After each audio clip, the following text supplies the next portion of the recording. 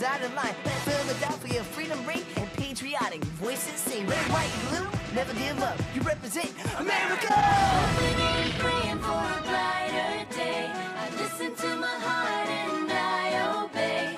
How can I see it any other way? I'm looking at life with my own eyes.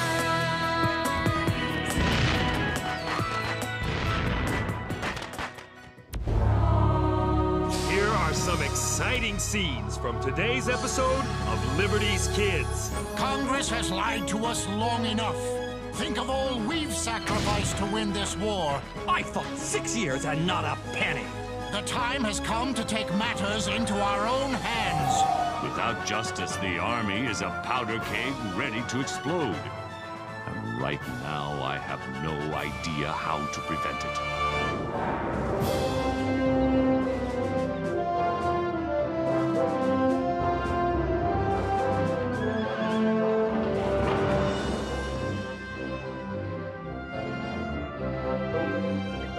My dear Moses, I write you today with monumental news.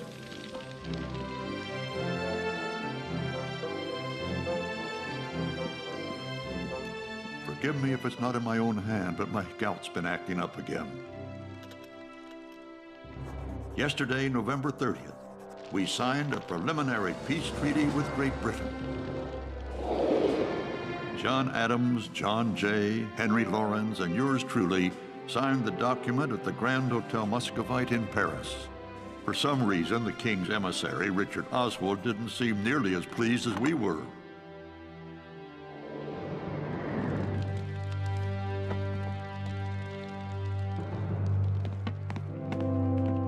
Liberty is ours, though one troubling question remains. We've won our war, but can our new nation survive in peace? Dr. Franklin, forgive me for interrupting, but I'm in an absolute state. The British ministers refuse to let me paint them signing the peace treaty. I won't be able to finish. Look at it this way, Mr. West. You must abandon a painting. The British must abandon a country.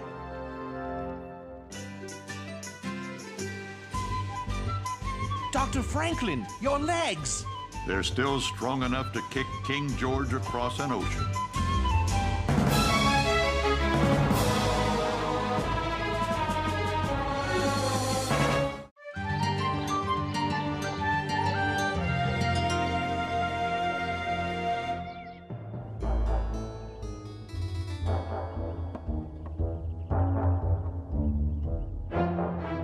Henri, at least pretend you have manners. Wait for me. Sorry, it just smells so good. I wish Dr. Franklin were here to enjoy this with us. Me too. Can you pass the beans?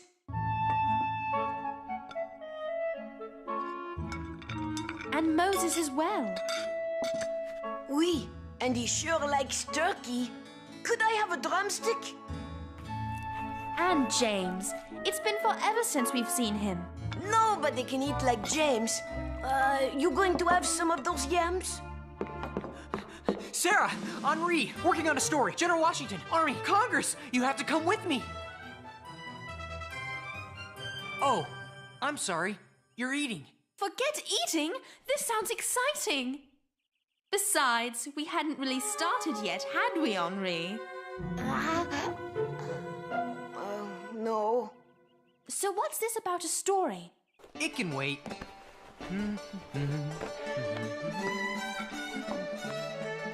I haven't eaten all day. But we haven't seen you in months. And you can't just leave us hanging. Yeah, we are journalists too. Okay. What if I told you General Washington could have had the chance to become King of America? If he had become a king, then I am the Prince of France. I don't understand. Didn't he fight to get rid of a king? I'd better start at the beginning. Remember how I went to visit General Washington and the Continental Army?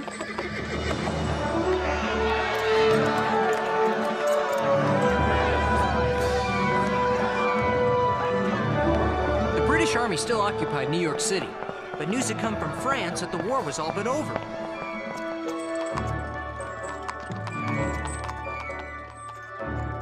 Whoa, Caesar, time to eat.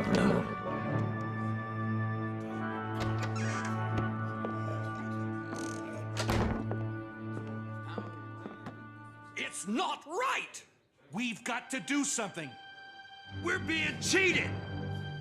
It was Major General Horatio Gates and some of General Washington's highest-ranking officers. I thought I'd go over and say hello. Gentlemen, Congress has lied to us long enough. Think of all we've sacrificed to win this war. And now that freedom is in our grasp, what has Congress done? It's broken every promise it's ever made, that's what. Has any man here been paid so much as a farthing by Congress? I thought 6 years and not a penny. Congress promised us all pay. Then it promised us a pension for life. Now it wants to discharge us without giving us either. Did we serve our country just to lose our property and end up in debtor's jail? We must demand our rights. If Congress refuses, I say we march down to Philadelphia and answer them with muskets. Where does His Excellency stand on the matter? Where does Washington stand? He cannot speak publicly on the matter, but I assure you, we have his support. Why else would he allow us to meet tomorrow? Read this, circulate it to bring more men to our cause, then meet at the new building tomorrow at noon. The time has come to take matters into our own hands.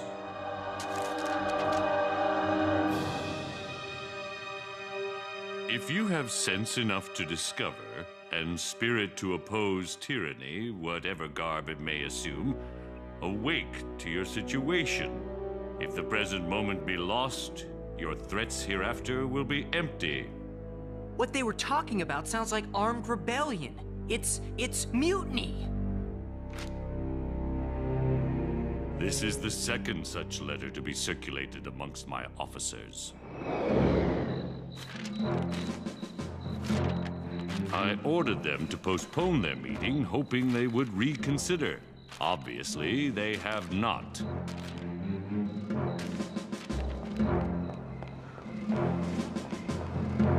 If you ask me, they're no better than traitors. On the contrary, James, I consider them heroes and patriots of the highest order. They risked their lives to fight for a new form of government. And now they feel that government's turned its back on them. But what they've said about Congress comes from honest frustration. They haven't been paid, and there's little chance they will be. But why? The National Treasury has no money. Congress has no power to raise taxes. And the states can't pay what they promised to. The simple truth is that without a strong central government, our republic cannot survive. I heard one of the officers say that you would support an armed uprising on Congress. Is that true? There's something I'd like you to see.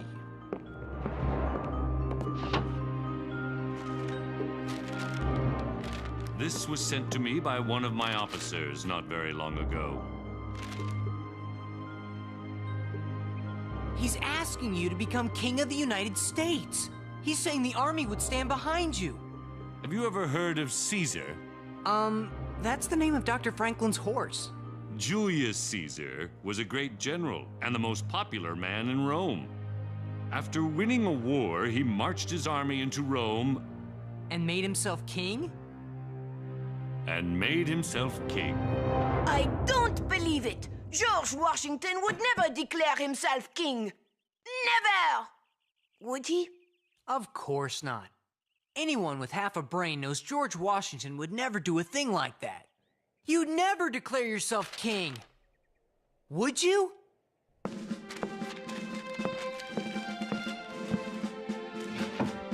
No, James, the very idea is abhorrent to me. To say nothing of the fact that neither the American people nor the vast majority of soldiers would stand for it. The army exists to serve Congress, not the other way around. I thought everything would be fine once the war was over. Now it seems like things are worse than ever. Without justice, the army is a powder keg ready to explode. And right Now I have no idea how to prevent it.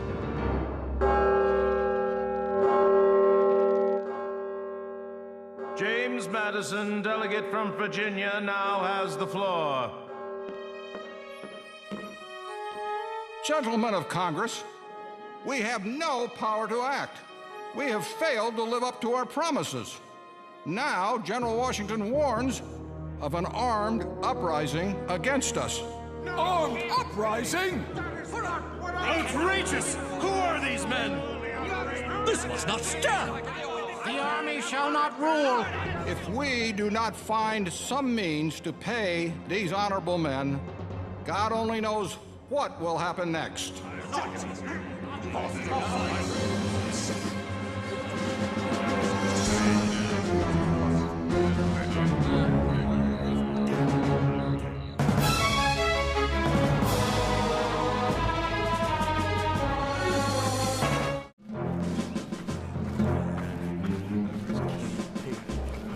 I do.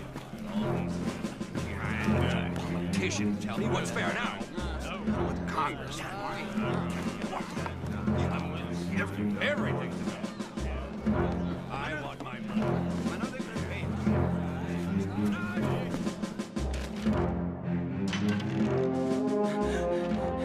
me. General Washington! The officers at the meeting hall! I've been composing my speech. It will be the most important one I'll ever make. I only hope it doesn't fall on deaf ears. I'd be willing to listen, if you'd like to rehearse it. Perhaps that's not a bad idea. You wear glasses? Sir? I've kept it a secret. It's not something a commanding officer wants his men to see, unless... I've got to get over to the new building. But what about rehearsing your speech? I just realized that what I say is far less important than how I say it.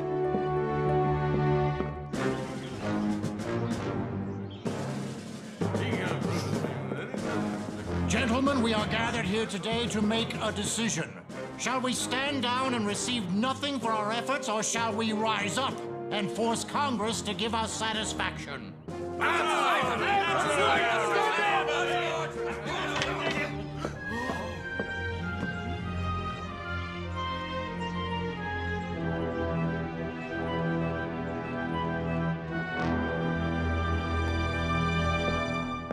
With your permission, General, I would like to address the officers. Oh, we'd be honored, Your Excellency.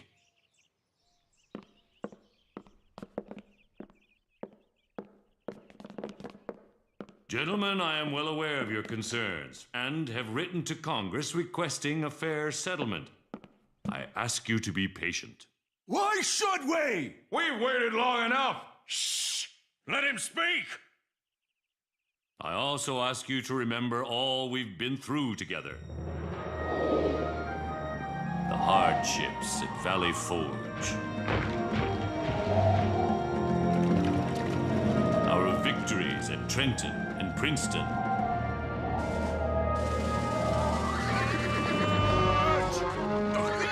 Der Fiend! Klaus!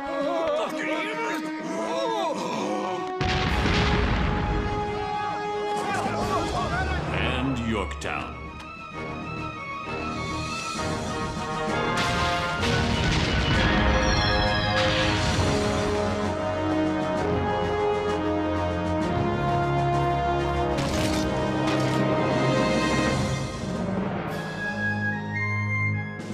Think of our brothers in arms who sacrificed their lives for liberty. Do you really want to turn your backs on them? Make no mistake, I'm proud of each of you. And because I am, I'll do everything in my power to prevent you from disgracing your previous glory. One moment. Gentlemen, will you permit me to put on my spectacles? I don't believe it. I had no idea. His Excellency wears eyeglasses? I've grown gray in your service, and now I'm growing blind.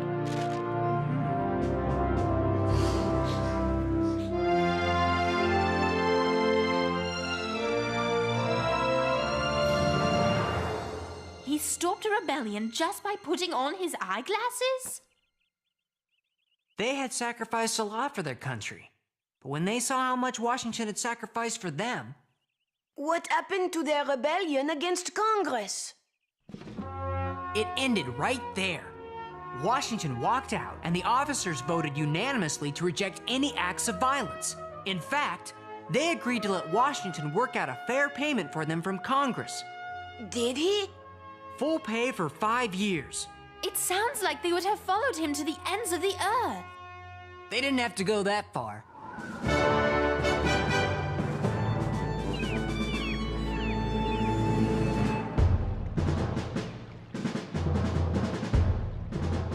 King George gave his blessing to the peace treaty, and General Sir Guy Carleton and the British Army evacuated New York City once and for all.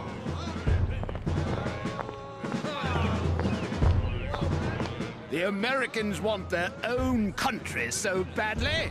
Well, they can have it. Julius Caesar made himself a dictator. But you know what George Washington did?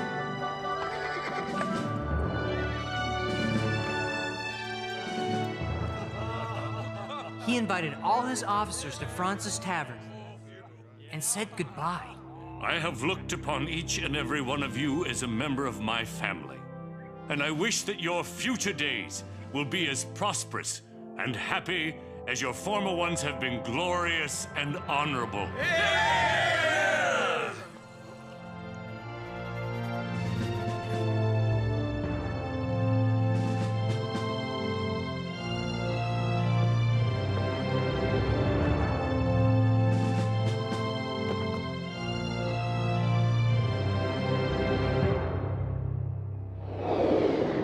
You know what I'm going to put in my story?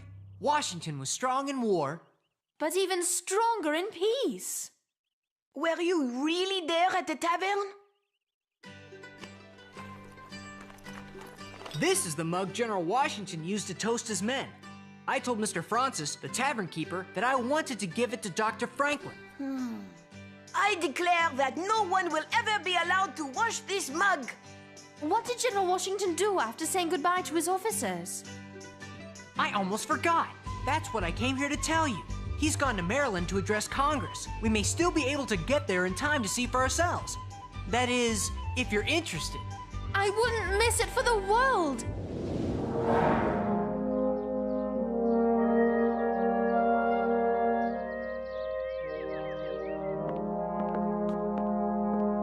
Gentlemen of Congress, I've come here today to thank you for your faith in me, and to surrender to your hands the trust you placed in me. When I accepted my commission, I was afraid I wouldn't be able to live up to your expectations. But I gained confidence from knowing that our cause was just.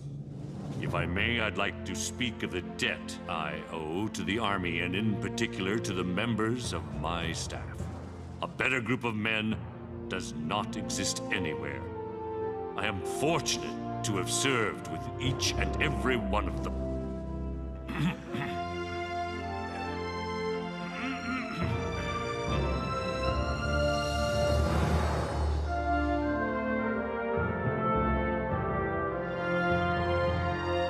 Gentlemen, it is with a heavy heart that I offer back my commission.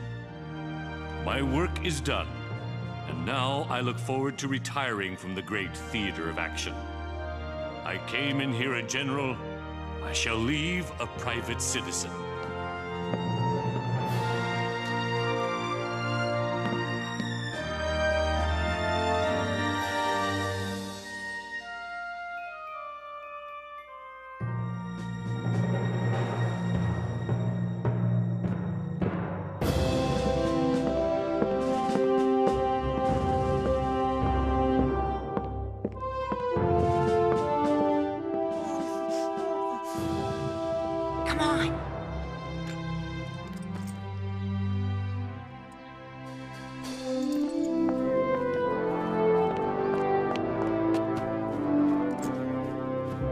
General Washington, sir?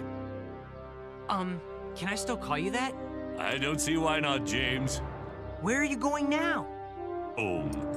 I have a farm that needs tending to. It's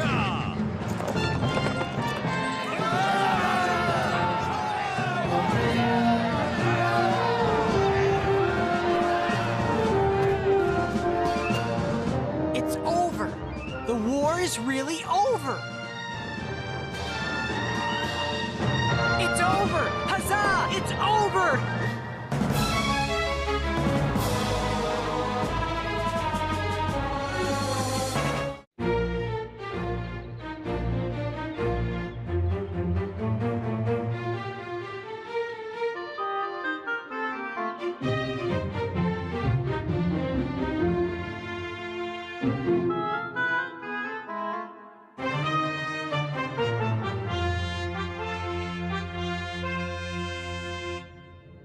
We have heard that the American General Washington has resigned his commission and returned to private life.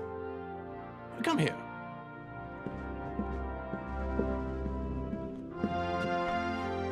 The country could have been his for the taking. I believe it to be true, Your Majesty. He's returned to the life of a farmer.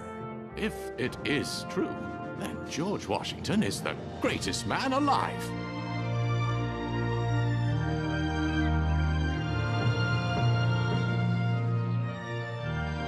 Does it look all right, sir? The dove of peace, exactly as I saw it in my dream. If anybody needs me, I'll be surveying the orchards.